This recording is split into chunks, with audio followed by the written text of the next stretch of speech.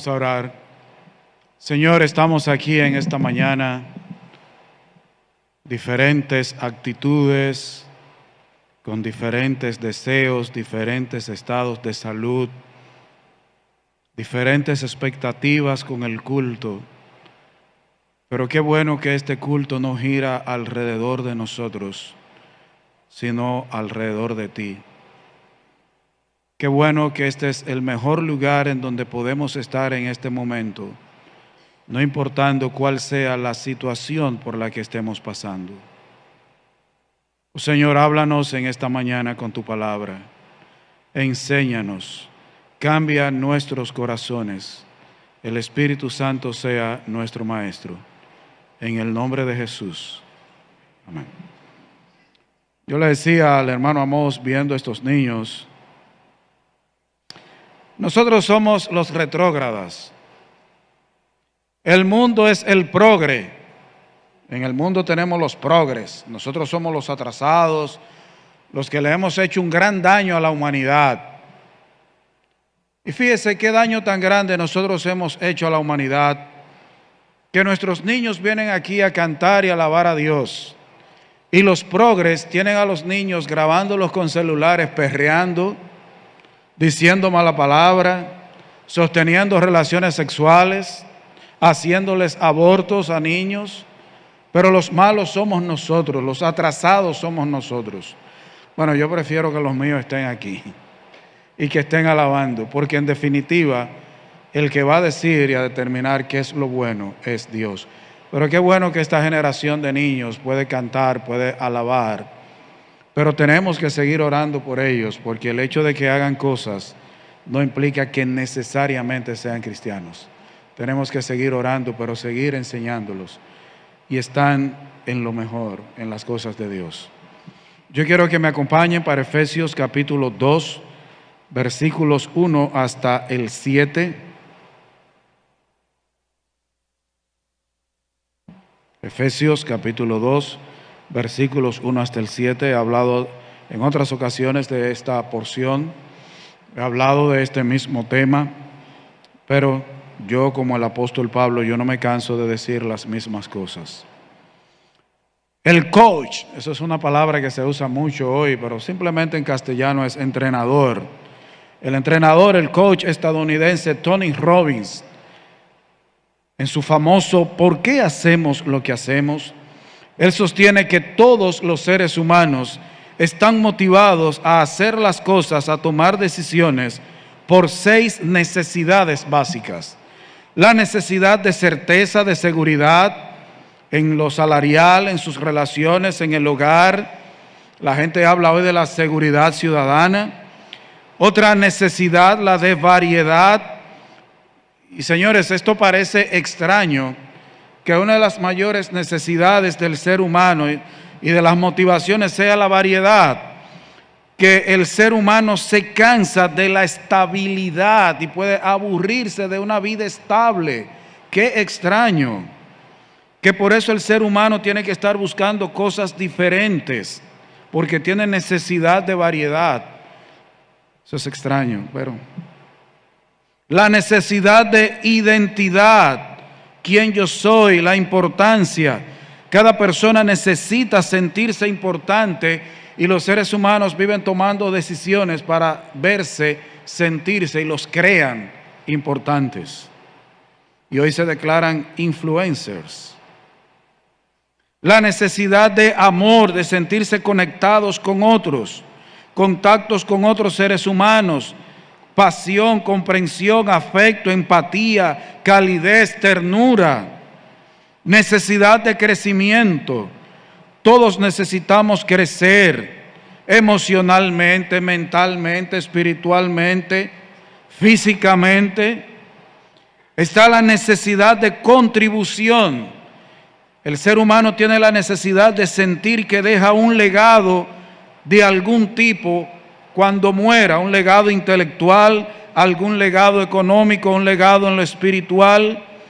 Por eso es que hay padres que motivan a sus hijos a que sean lo que ellos no quieren ser, porque hay padres que quieren sentirse realizados a través de sus hijos y que sus hijos hagan lo que ellos no pudieron hacer para dejarle algo a la humanidad, aunque sea a través de los hijos. Dice Tony Robbins que todos evalúan sus necesidades con un criterio diferente. Lo que para mí es lo más importante en este conjunto de necesidades, no necesariamente es lo más importante para otra persona, pero que siempre el ser humano trata de satisfacer por lo menos dos de esas necesidades. Por lo menos dos predominan en el listado. Y hermanos, el amor es una de las motivaciones más poderosas. Y muchos están dispuestos a hacer lo que sea con tal de sentirse amados, aceptados. Y eso incluye aún a los cristianos. Nosotros tenemos necesidad de amor. Dios nos creó con la necesidad de amar y ser amados, aún yo que me llamo amado. Pero muchos cristianos, por no tener un entendimiento bíblico, no tener discernimiento bíblico, caen en situaciones pecaminosas, peligrosas y en algunas ocasiones rayan en lo vergonzoso por causa del amor. ¿Cuánta gente toma decisiones diciendo, pero es que yo lo amo, es que Él me ama? Y eso es peligroso, hermano. El amor es una de las motivaciones. El amor, y si usted acompaña la necesidad de ser amado con lo sexual, eso es explosivo. Eso es una bomba de tiempo. Porque hay gente que entonces acude a sostener relaciones sexuales para sentir que le aman y que ama. De tal manera que una actriz norteamericana se casó varias veces y con el mismo hombre se casó 5 veces para sentirse amada. Y alguien dijo que es una locura pensar que usted va a tener resultados diferentes haciendo lo mismo. Como usted busca amor 5 veces con el mismo hombre. Se divorcia 4 y se casa 5.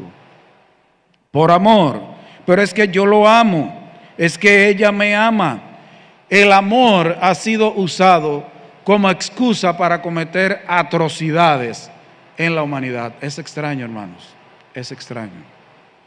Hoy quiero hablarles de un amor sin medida, pero antes, para poder entender ese amor y que ustedes lo conocen, pero que tenemos que repetirnos el evangelio todos los días, yo debo hablarles del pasado y del presente del cristiano y de qué motivó a Dios a hacer una diferencia en nosotros y con nosotros.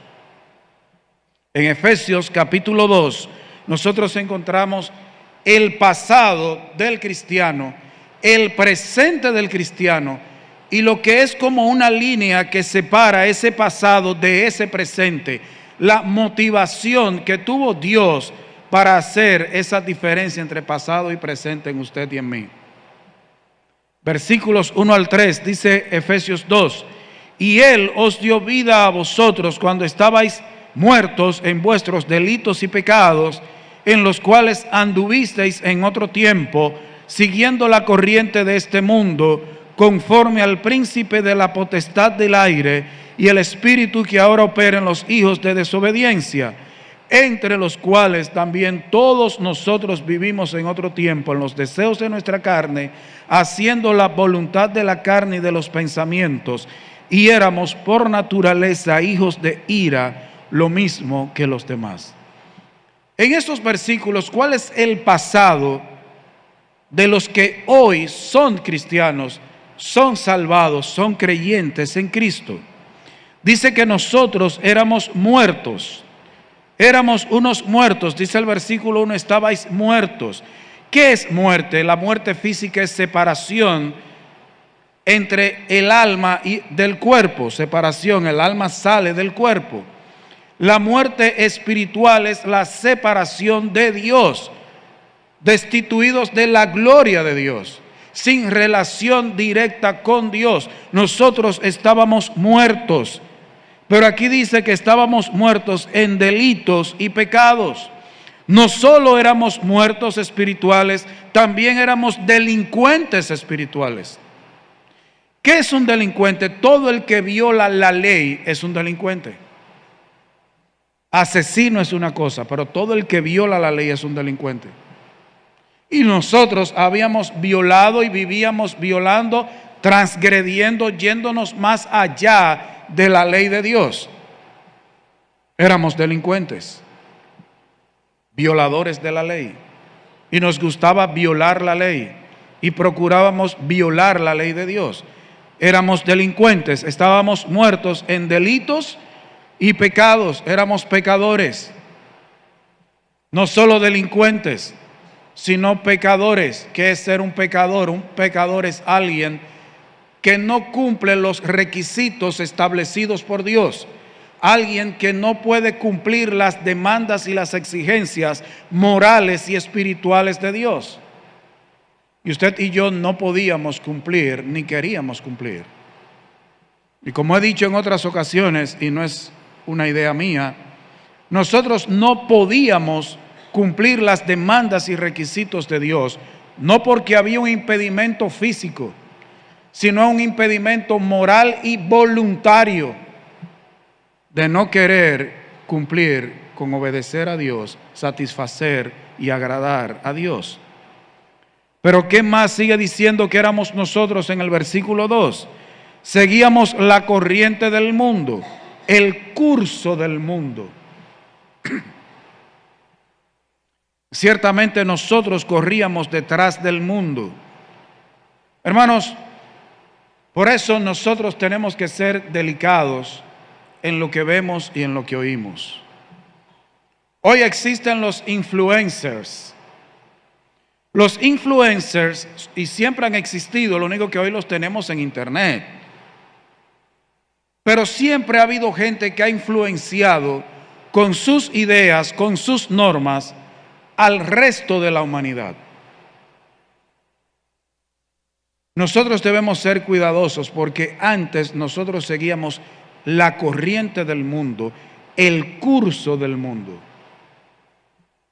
Antes nosotros nos dejábamos influenciar por el mundo, por las filosofías, por las doctrinas del mundo. De hecho, durante mucho tiempo yo tuve una mezcla entre una doctrina socialista con una doctrina como esotérica. A mí me gustaban las cosas extrañas que tenían que ver con los ángeles, pero desde el punto de vista de lo espiritualista, no de lo bíblico, mezclado, oiga esa mezcla, socialismo mezclado con cosas espiritistas. No era que iba donde brujo, sino que esas cosas ocultas, extrañas, como que me llamaban la atención. Yo era de esa gente que dicen los brujos como que tienen una nube negra arriba, como que tienen como la familia Adams, que siempre en la casa había una nube negra con rayos. Pues yo era así, a mí me gustaban todas esas cosas raras. Y yo nunca tenía como una posición definida. Yo leía un libro y yo cambiaba de posición dependiendo del libro que leía. Siguiendo la corriente, el curso de este mundo, dice, conforme de acuerdo al príncipe de la potestad del aire, el espíritu que ahora opera en los hijos de desobediencia. Y hermanos, yo quiero que usted entienda esto, y si hay algún amigo, lo entienda. Todo el que no es cristiano está siguiendo las directrices, está siguiendo las enseñanzas del diablo. Aunque no se dé cuenta, el diablo es quien gobierna el sistema pecaminoso llamado mundo, que es contrario y enemigo a Dios. Por ende, el que sigue la corriente del mundo está siguiendo las enseñanzas del diablo. Ay, no diga eso, mire, yo soy un hombre temeroso de Dios. ¿De cuál? El Dios de este siglo, no el de la Biblia. Y eso éramos usted y yo. Y debemos entender eso, usted y yo no éramos buenos. Y el apóstol Pablo, nota lo que dice el versículo 3. entre los cuales también todos nosotros vivimos en otro tiempo en los deseos de nuestra carne, haciendo la voluntad de la carne y de los pensamientos, y éramos por naturaleza hijos de ira, lo mismo que los demás. El apóstol Pablo dice que él, junto con usted y conmigo, éramos también hijos de desobediencia, que lo que vivíamos haciendo eran los deseos de nuestra carne, de nuestra naturaleza pecaminosa caída. Note que el apóstol Pablo se incluye. Y usted y yo no somos más santos ni mejores que Pablo. Y él dijo que él era así. Y él era más religioso que usted y que yo. Él era un hijo de desobediencia, siguiendo la corriente del diablo, del mundo y su naturaleza pecaminosa. Y yo quiero que usted note que aquí están englobados los tres enemigos del ser humano: el mundo, el diablo y la carne.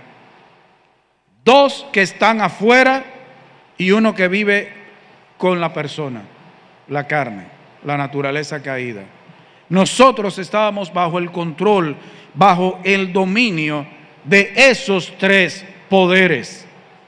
Esa era nuestra vida antes de Cristo. Algunos, después que han creído en Cristo, que han hecho una profesión de fe, después que tienen un tiempo en una iglesia, llegan a pensar que ellos no eran así.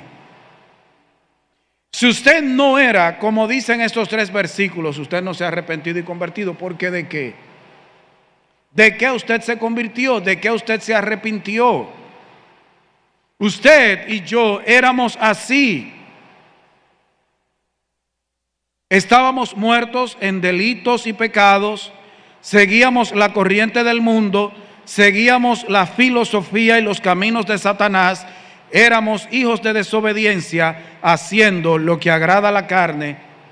Y oiga lo que dice el versículo 3, que por naturaleza éramos hijos de ira, lo mismo que los demás. Y esto puede tener dos significados. Que el ser humano es alguien que por naturaleza es dado a la ira y al enojo, pero también que el ser humano por naturaleza está bajo la ira de Dios. Usted y yo estábamos bajo la ira de Dios y practicábamos la ira. La ira. Hijos de ira por naturaleza. Hay gente que quiere pensar que antes de ser cristiano era bueno. No podía ser religioso. Yo no fallaba un miércoles de ceniza. Yo siempre tenía y me dejaba mi cruz el día entero ahí. El domingo de Ramos yo tenía mi cruz hecho de hojas de palma.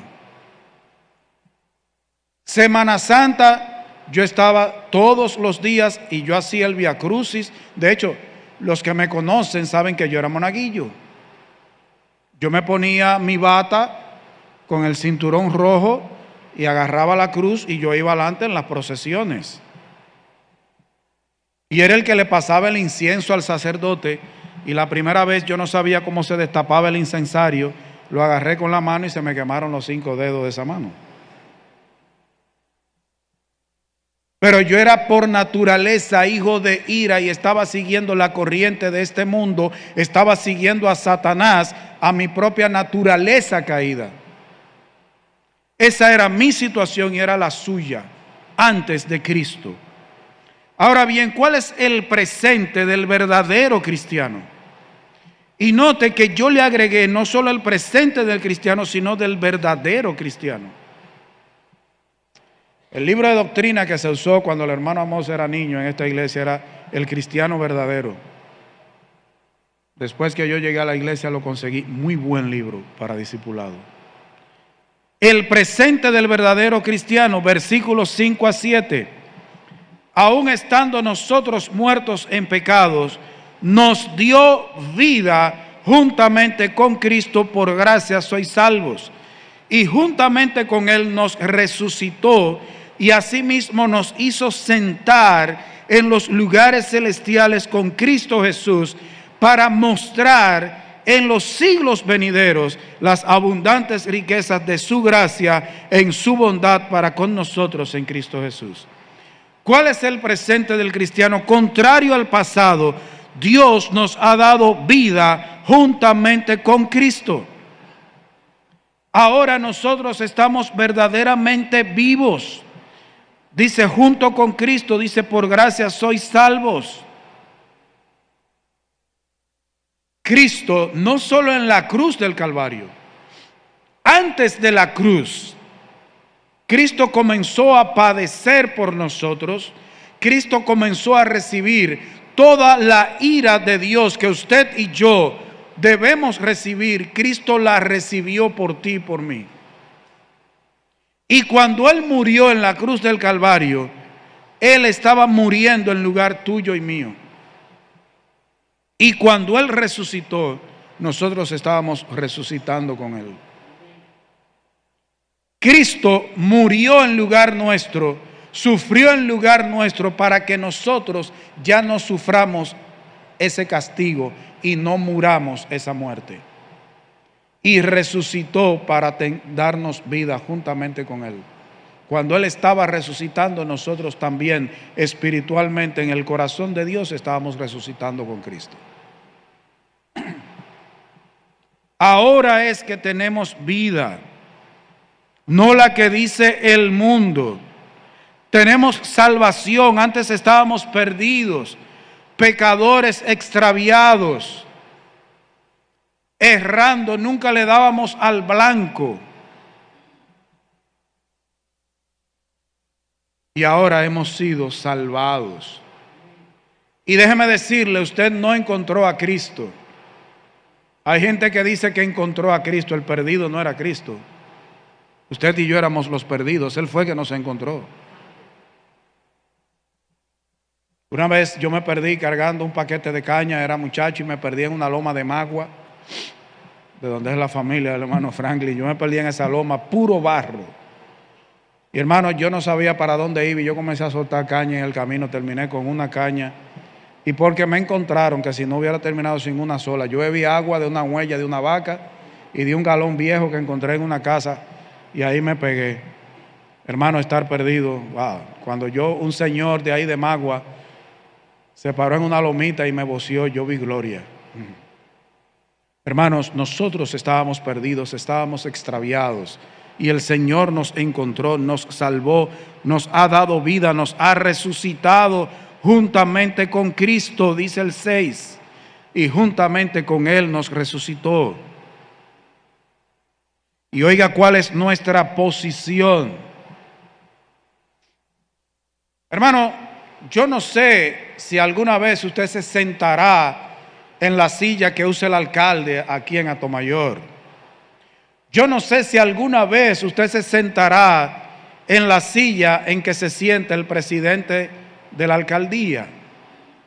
Yo no sé si usted se sentará en la silla en que se sienta el presidente, que hay un coronel solo para mover esa silla y que él se siente.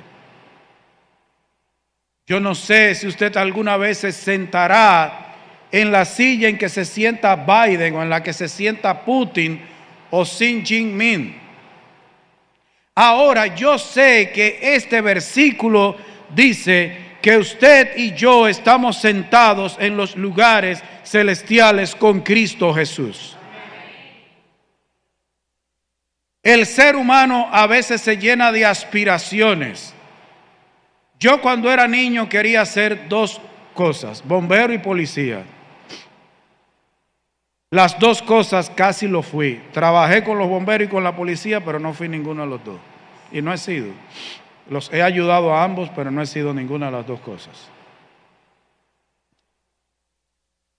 Pero hermanos, aquí dice que Dios a usted y a mí nos hizo sentar en los lugares celestiales con Cristo Jesús.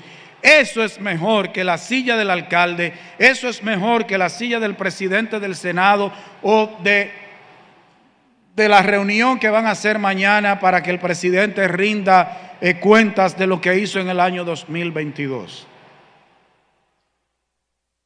el mejor lugar es sentado con Cristo.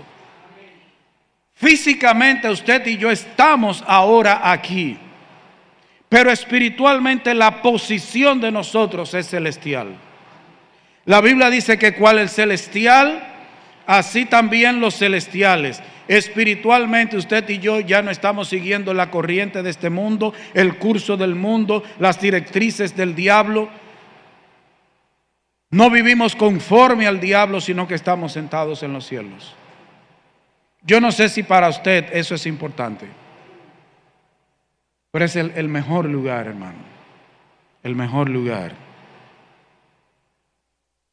Pero dice también el versículo 7, y note qué interesante, que el Señor nos ha dado vida, nos ha resucitado, nos ha hecho sentar en los lugares celestiales con Cristo, para mostrar en los siglos venideros las abundantes riquezas de su gracia en su bondad para con nosotros en Cristo Jesús. ¿Sabe lo que está diciendo ese versículo 7 puesto en dominicano? Que usted y yo, todo lo que Dios ha hecho por nosotros es para usarnos como instrumentos para mostrar lo rica que es su gracia. Usted y yo somos instrumentos para mostrar la riqueza de la gracia de Dios, lo abundante de la gracia de Dios. Yo no sé si usted entiende en qué posición Dios le ha puesto. Yo no sé si usted entiende que nosotros, los cristianos, estamos en este mundo todavía. Dios no nos ha llevado porque Él tiene un propósito con nosotros. Y usted y yo vamos a morir cuando ese propósito se cumpla. Mientras el propósito de Dios para el cual Él nos tiene aquí no se cumpla, usted y yo somos inmortales. Pero no invente ahora. Dios quiere que usted y yo le mostremos a este mundo cuánta gracia Él tiene. ¿Usted entiende cuál es el estilo de vida que Dios demanda de nosotros, hermanos? ¿Usted entiende cuál es el antes del cristiano y el después del cristiano? ¿Usted entiende lo que usted era y lo que es ahora en Cristo? Este pasaje, hermano, yo quiero que usted lo estudie en su casa, porque en las predicaciones siempre se pierde algo, hay algo que se olvida. O si usted puede después ver esta predicación, pero yo prefiero que usted lea la porción de Efesios 2, 1 hasta el 10. Yo estoy predicando hasta el 7, pero léala hasta el 10. Ahora, ¿cuáles fueron las razones, las motivaciones de Dios para crear este después en su vida, en mi vida? Lo que Dios ha hecho en ti y contigo, y lo que Dios está haciendo, y lo que Dios un día va a completar en tu vida y en la mía. El versículo 4 dice: pero Dios, que es rico en misericordia, por su gran amor con que nos amó. Hermanos, todo lo que dicen los versículos 5 en adelante es producto de la misericordia y de la gracia de Dios, del amor de Dios. La misericordia y el amor de Dios. Versículo muy conocido, Miqueas 7:18. Miqueas 7:18.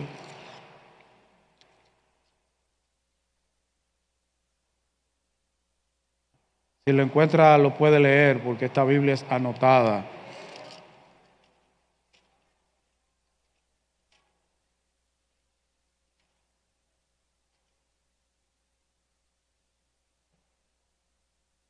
¿Qué dice ese versículo al final? Que Dios no retuvo para siempre su enojo, porque se deleita en misericordia. Y el 19 dice: Él volverá a tener misericordia de nosotros, hablando de la nación de Israel. Pero note que Él dice, aquí dice que se deleita, Él se goza en misericordia. ¿Qué dice Lucas 1, 49 y 50? Evangelio según Lucas, capítulo 1, versículos 49 y 50. Dice la palabra de Dios: porque me ha hecho grandes cosas el poderoso, santo es su nombre, y su generación es de generación en generación a los que le temen. Aquí habla de la misericordia de Dios, dice que es de generación en generación para los que le temen. Y hay un versículo muy conocido en Lamentaciones, capítulo 3, versículos 22 y 23.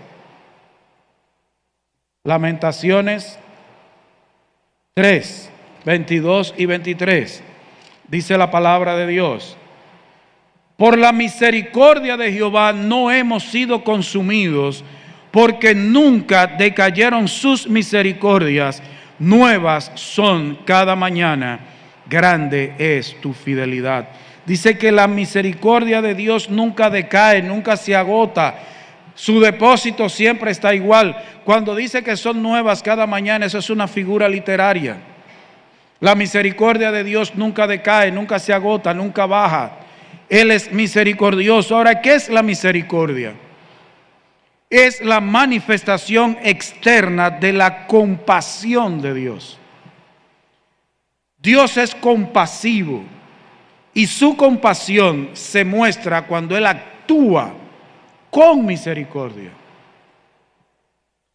La misericordia da por sentada la necesidad en aquel que la recibe y muestra cuántos recursos tiene para afrontar esa necesidad.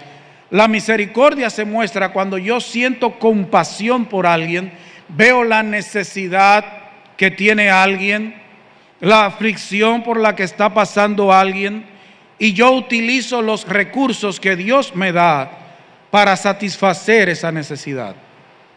La misericordia de Dios es cuando Él ve lo necesitados que estamos, lo afligidos que estamos, lo incapaces que somos, y Él pone a disposición nuestra sus recursos. ¿Usted cree que es poca cosa la misericordia de Dios? ¿Usted sabe cuántos recursos tiene Dios? Y Él los usa a nuestro favor, porque Él es misericordioso.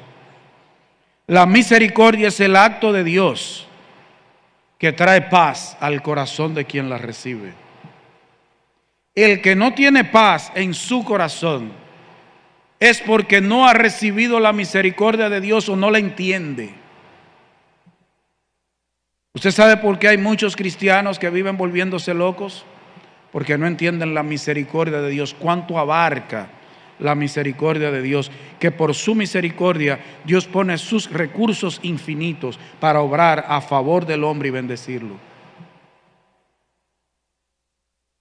A veces se confunde la misericordia de Dios con la gracia, porque a veces hay versículos donde da a entender que una cosa y la otra es lo mismo, pero realmente no son lo mismo. La gracia es la actitud de Dios hacia el transgresor y rebelde.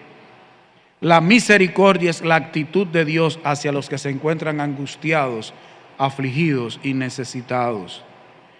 Y en el orden de la salvación, la gracia es primero que la misericordia. La gracia es primero y la misericordia después.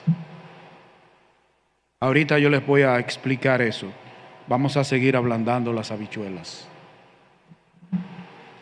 Pero dice aquí en el versículo 4 que Dios nos ha dado toda esta bendición de los versículos 5 en adelante, porque Él es rico en misericordia. Y la palabra rico es que tiene mucha.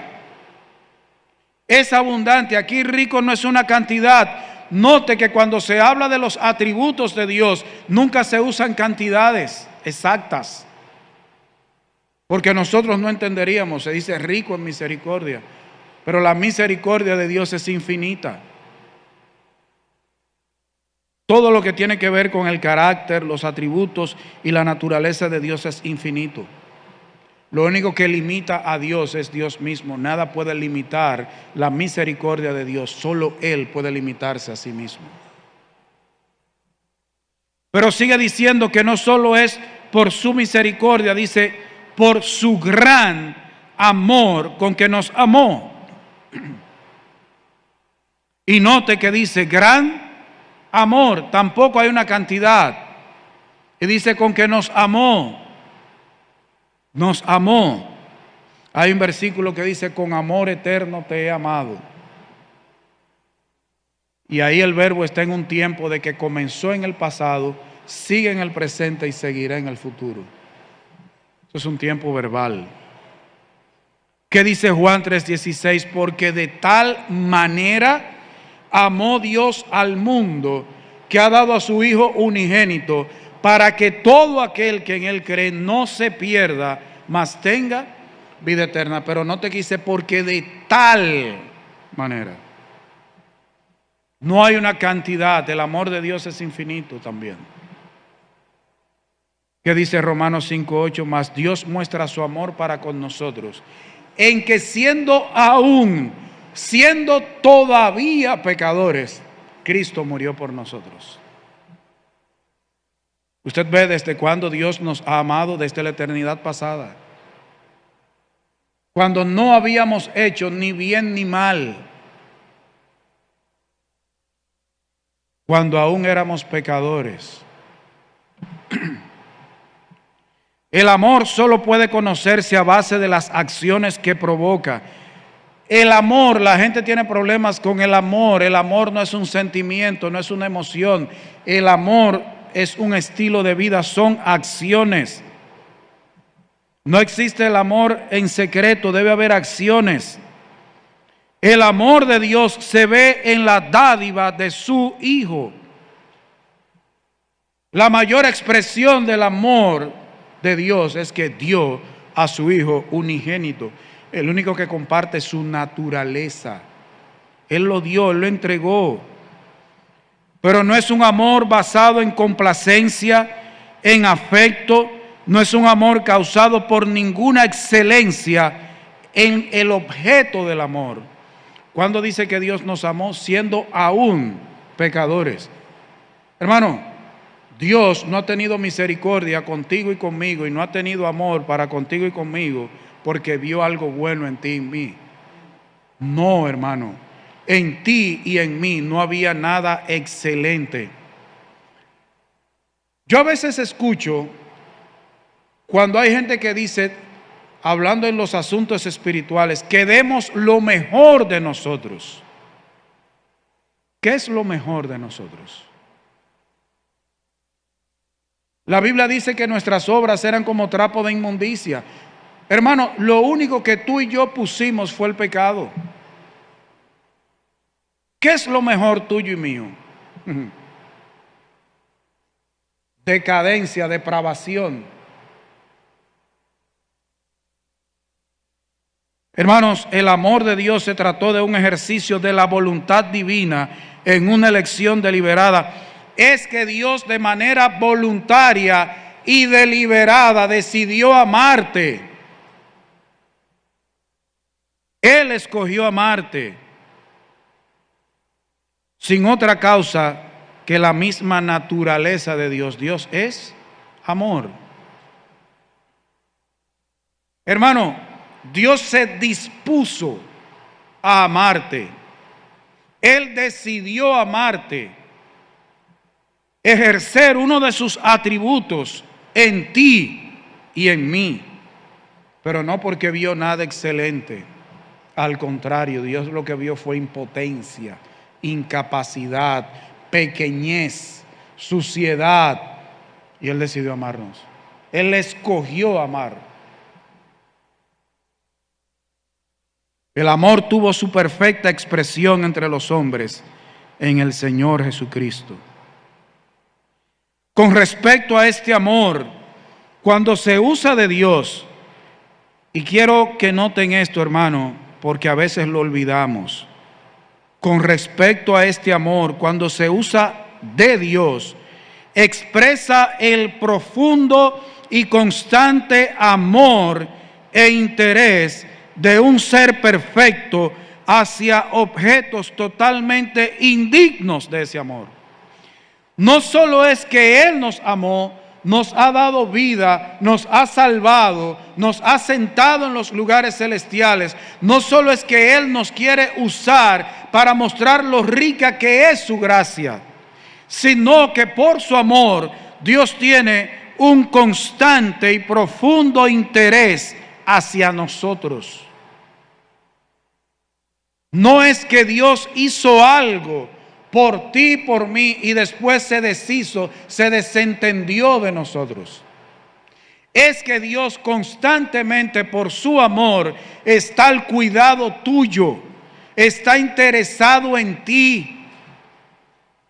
Hermano, aunque la hermana de la que tú estás enamorado no te haga caso, Dios está interesado en ti, aunque ella no. Es que a veces medimos el amor en función de lo que el otro ser humano expresa hacia mí. Si nadie en este mundo está interesado en ti, Dios sí. Aunque padre y madre se desinteresen de ti, Dios no. Él constantemente está al cuidado tuyo, y tú y yo somos indignos de ese cuidado, de ese interés y de ese amor.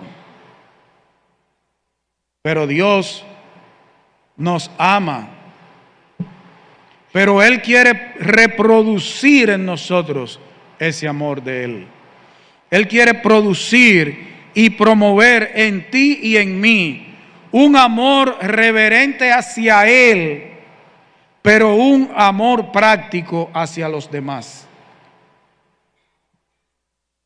Dios te ama, Dios me ama, y Él comparte su amor con nosotros a través del Espíritu Santo que vive en cada creyente, de tal manera que nosotros lo amemos con un amor reverente y amemos a los demás. Él quiere que verticalmente le amemos y horizontalmente amemos a los demás. Y que tengamos en nosotros un deseo de ayudar a otros para que también procuren acercarse al dador de ese amor. Y eso lo hacemos predicando el Evangelio. Hermanos, por su misericordia, Dios no nos castiga con la severidad que sí merecemos. Por su gracia, Dios nos da las bendiciones que no merecemos. Por su amor, Dios se despojó de su único Hijo para sacrificarlo por nosotros y así poder otorgarnos gracia y misericordia. Por su misericordia, Él no nos castiga, no nos ha castigado como merecemos. Por su gracia, Dios nos da bendiciones que no nos merecemos. Pero por su amor, Él se sacrificó, entregando, dando a su Hijo, para entonces los que crean en ese Hijo sean receptores de su gracia y su misericordia. Dice Romanos 8:32 que el que no escatimó a su propio Hijo, ¿cómo no nos dará con Él todas las cosas? Dios no fue mezquino al otorgar a su Hijo. Él lo dio, lo sacrificó y junto con Cristo nos da todas las cosas que sí necesitamos y lo que es mejor para nosotros. No lo que usted y yo creemos que necesitamos, lo que sí necesitamos. No lo que usted y yo creemos que es mejor para nosotros, lo que Él sabe que es mejor para nosotros.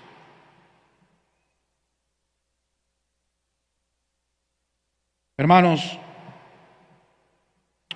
tú no tienes que buscar o aceptar relaciones sexuales para ser amada.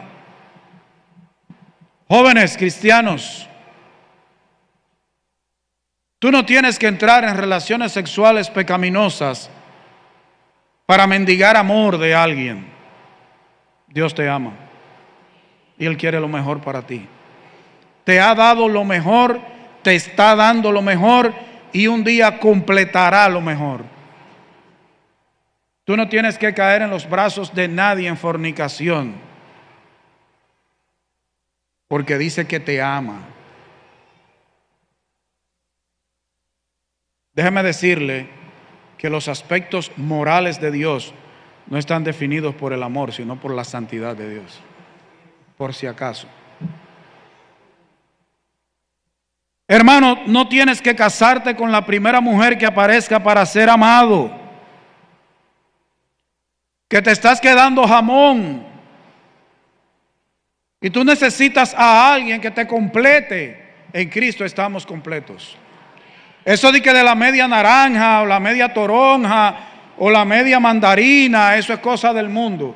Eso no existe en la Biblia. En Cristo estamos completos y en Cristo tenemos todo lo que necesitamos. Quien te define a ti, quien te completa a ti, no son tus hijos, no son tus padres, no es tu cónyuge. Quien te completa y te define es Dios. Y para sentirte amado, tú no tienes que caer en los brazos de la primera que pase. No tienes que aceptar la presión de los demás para mendigar amor. Usted sabe que se ha comprobado que muchos jóvenes que están en pandillas están ahí porque no tienen amor en sus hogares y entonces llegan a esas pandillas y los reciben, los aceptan.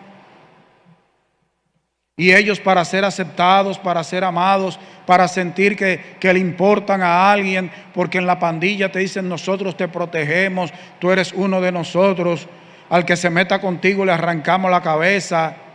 Y ellos caen en esas cosas, mendigando amor. Hermanos, nosotros no tenemos que ceder a la presión de grupo para sentirnos aceptados. Somos aceptados en el amado, en Cristo. Tú no tienes que pecar, que hacer lo indebido para que te amen. Ya Dios te ama en gran manera, con un amor sin medida, como dice allí.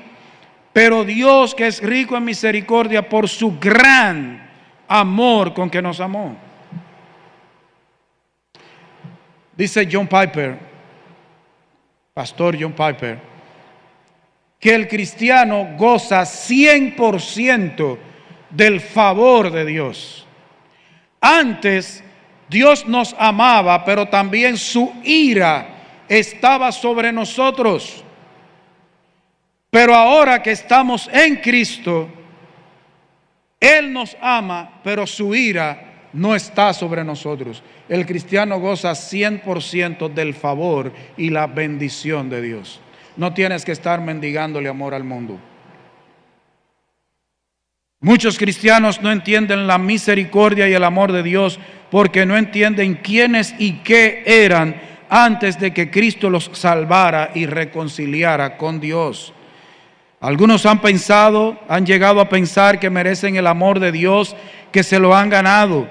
Han olvidado de dónde Dios los sacó, de dónde Dios los rescató, cuál era su real condición espiritual y moral a los ojos de Dios santo y perfecto en su carácter, en su naturaleza y en sus atributos. Al no entender quiénes y qué eran antes de Cristo, muchos cristianos tampoco entienden quiénes y qué son ahora en Cristo.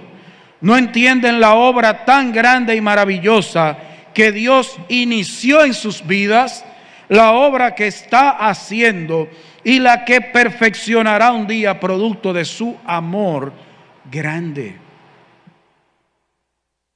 Dios ha tenido un gran amor, de tal manera, un amor sin medida, que no fue ganado, y como no fue ganado, no puede perderse, porque es fruto de la voluntad soberana de Dios.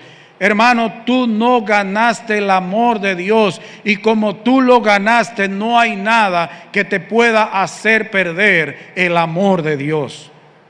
Si lo hubieras ganado, sí. ¿Qué dice Romanos 8? ¿Quién nos separará del amor de Cristo? Hay un himno: ¿quién nos apartará del amor de Cristo? Tribulación. Déjeme dejarlo ahí. Nada, hermano.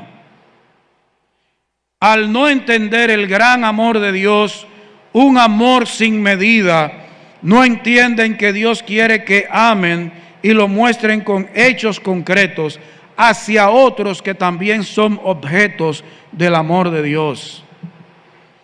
Yo espero que el Espíritu Santo te haga meditar en el gran amor de Dios hacia ti y cómo lo demuestras hacia Dios y hacia los demás. Yo espero, hermano, hermana, que entiendas que no debes seguir mendigando amor en el mundo y del mundo. Tú no tienes que pecar para lograr que otros supuestamente te amen. Tú eres objeto del amor más grande que puede existir, el amor de Dios. Vamos a orar. Señor, nosotros tenemos que estar agradecidos diariamente, porque somos objetos de tu amor demostrado al entregar a Cristo, a morir, a sufrir todo el castigo, sufrir toda tu ira en lugar nuestro. Oh Señor, la obra que tú has iniciado, la obra que estás haciendo y que vas a completar en nosotros, es fruto de tu infinito, de tu inmenso y grande amor. Ayúdanos a entender, oh Señor, tu amor para con nosotros, para que no estemos mendigando amor del mundo, para que no estemos buscando nuestra realización en otros, para que no estemos pidiéndole a otros que tengan misericordia como por dioseros. Oh Señor, ayúdanos a entender que somos amados por ti y que nada nos puede separar de tu amor. Oh Dios, nunca comprenderemos completamente tu amor, pero que el Espíritu Santo, por tu palabra, nos dé luz para poder entender quiénes somos y cuánto tú nos amas, cuánto nos bendices, cuánta misericordia tienes para con nosotros. Que nos sintamos, oh Señor, completos en ti, satisfechos en ti. En el nombre de Jesús. Amén. Dios les bendiga.